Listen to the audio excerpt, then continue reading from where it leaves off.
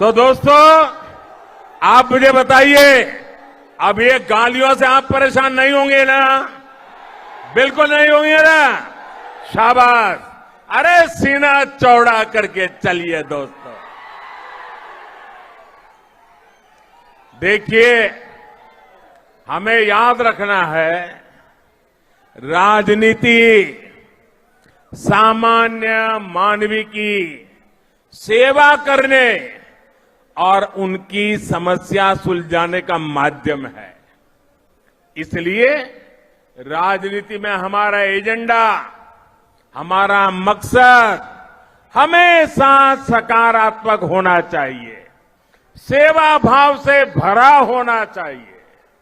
लेकिन यहां तेलंगाना में जिन लोगों को सत्ता मिली, उनका सारा ध्यान मोदी को गाली देने और भाजपा को कोसने में लगा रहता है। मुझे कभी कभी लोग पूछते हैं कि मोदी जी आप थकते नहीं हो? अब कल मैं दिल्ली में था सुबह, फिर कर्नाटका में, फिर तमिलनाडु में, फिर रात को आंध्र में और अभी तेलंगाना में। तो लोग मुझे पूछते हैं थकते नहीं हो? तो मैंने उनको समझाया, देखो भाई, मैं डेली 2 किलो, 2.5 किलो, 3 किलो गाली खाता हूं।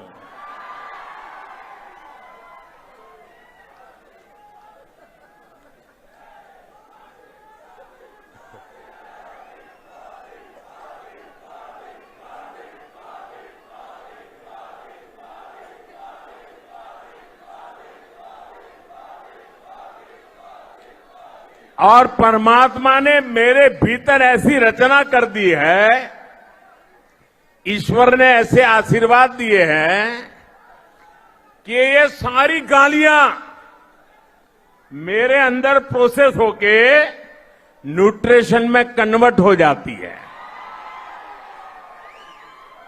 एक सकारात्मक ऊर्जा बन जाती है,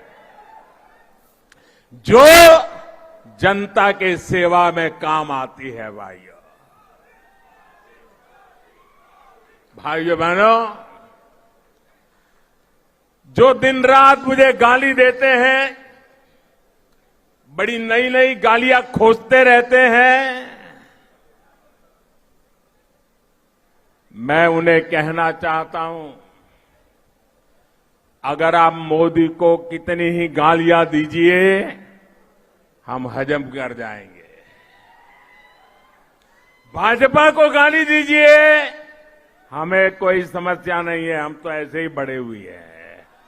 लेकिन अगर तेलंगाना के लोगों को गाली दी, तो लेने के देने पड़ जाएंगे।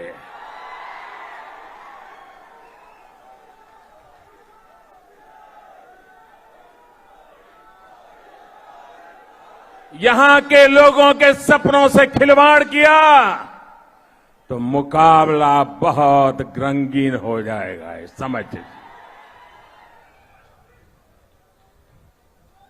भाइयों बहनों, मोदी और भाजपा को गाली देने से अगर तेलंगाना का भला होता है तो देते रहिए।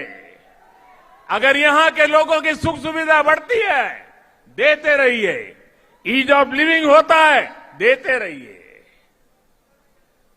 मोदी और भाजपा को गाली देकर अगर तेलंगाना के किसान समृद्ध होते हैं तो जरूर दीजिए गाली।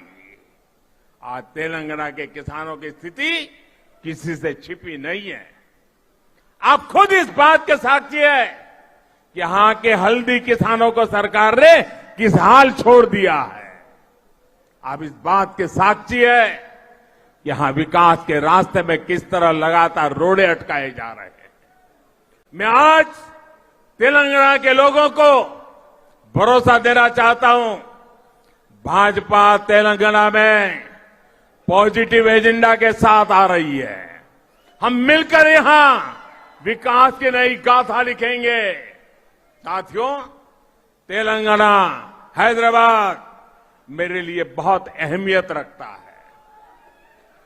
2013 में मैं नव भारत युवा भेरी उसमें शामिल होने आया था।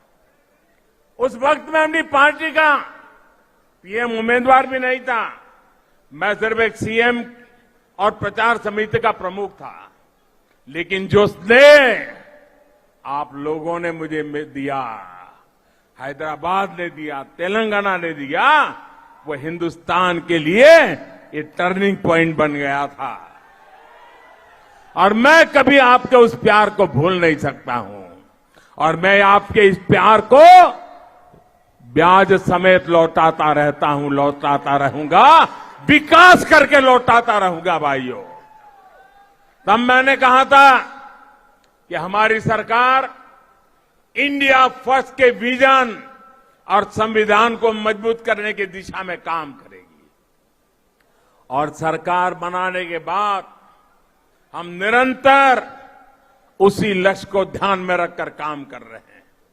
बीते 8 वर्षों में देश ने सुशासन का एक नया रूप देखा है। पहली बार देश की जनता को लग रहा है कि गरीब की हर जरूरत सरकार की प्राथमिकता बन गई है। यही कारण है कि जब 100 साल का सबसे बड़ा संकट आया तो केंद्र सरकार ने गरीबों को सर्वोच्च प्राथमिकता दी। पूरे देश में गरीब भूखा ना सोए, इसलिए अभी तक केंद्र सरकार 3 लाख करोड़ रुपए से अधिक खर्च कर चुकी है। इससे तेलंगाना के भी लगभग 2 करोड़ साथियों को मुफ्त राशन मिल रहा है। गरीब के जीवन की सुरक्षा हो, इसलिए हजारों करोड़ रुपए खर्च करके हमने मुफ्त वैक्सीन उपलब्ध कराई। केंद्र सरकार हर लाभार्थी तक पहुंचने की अप्रोच के साथ काम कर रही है, सैचुरेशन के लिए प्रतिबद्ध है। लेकिन आप ये भी जानते हैं कि तेलंगाना में यहां की सरकार को गरीब के लिए होने वाले विकास कार्यों में परेशानी है। केंद्र सरकार की सारी कोशिशों के बावजूद यहां की सरकार ने पीएम आवास योजना के घर बनाने में रोड़े अटका दिए। देश भर में पीएम आवास योजना के 3 करोड़ घर गरीबों को बनाकर हम दे चुके हैं।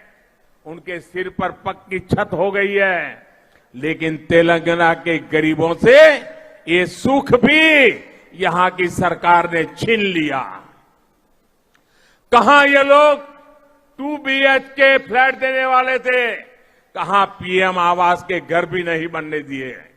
मैं जानता हूं तेलंगाना के लोग इस अपराध को कभी माफ नहीं करेंगे। साथियों, आज तेलंगाना पॉजिटिविटी चाहता है, प्रोग्रेस चाहता है। वो सिर्फ और सिर्फ भाजपा दे सकती है।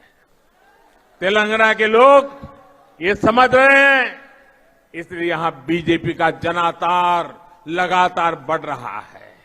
और आज जो तेलंगाना में सबको दिख रहा है, ये बीते 8 वर्षों में पूरे देश का ट्रेंड है। त्रिपुरा में बीजेपी की गिनती नहीं होती थी। हमारे कार्यकर्ताओं ने संघर्ष किया, जनता के मुद्दों को उठाया। आज वहां बीजेपी की मजबूत सरकार है। इसी तरह असम, अरुणाचल प्रदेश, हरियाणा, इन सभी राज्यों में हम लोगों की सेवा में लगे रहे और जनता जनार्दन ने हमें भरपूर आशीर्वाद दिया। अब तो बीजेपी की सरकारें जहां एक बार बन जाती है, वहां बार बार बीजेपी सरकार बन रही है। भाइयों बहनों, बीजेपी के प्रति ये विश्वास सुशासन के कारण है। वो सुशासन जिसके मूल में सबका साथ, सबका विकास, सबका विश्वास और सबका प्रयास का प्रण है। बीजेपी वो पार्टी है जो युवाओं की पार्टी है, गरीब के हित में सरकार चलाती है अब तेलंगाना में भी हमें भाजपा को निरंतर मजबूत करना है। तेलंगाना को भ्रष्टाचार और परिवार के शिकंजे से मुक्त करना हमारा कर्तव्य है। मुझे भाजपा के लाखों कार्यकर्ताओं पर भरोसा है और आपका ये जोम जुस्सा मैं देख रहा हूं, मुझे भी नई ऊर्जा मिलती है। मैं फिर एक बार आपको बहुत बहुत बधाई देता हूं, बहुत बहुत शुभकामनाएं देता हूं और आपकी निष्ठा को नमन करते हुए मेरे साथ बोलिए भारत माता की, भारत माता की, भारत माता की। बहुत बहुत धन्यवाद।